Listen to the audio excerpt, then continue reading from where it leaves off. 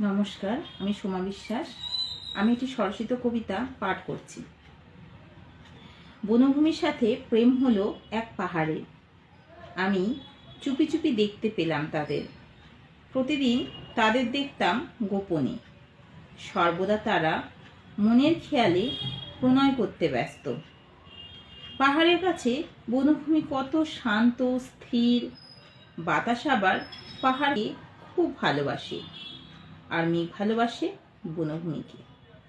যখন বাতাস আসে পাহাড়কে দেখতে, বনভূমি মাথা নেড়ে বলে, তুমি এসো না, চলে যাও, চলে যাও।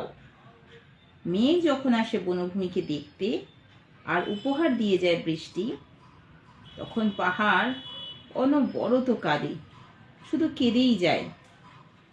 আজও পাহাড় আর বনভূমি অমর সঙ্গী। আজও তাদের প্রেম আদর্শ, অমর। আমি কে? আমি সময়।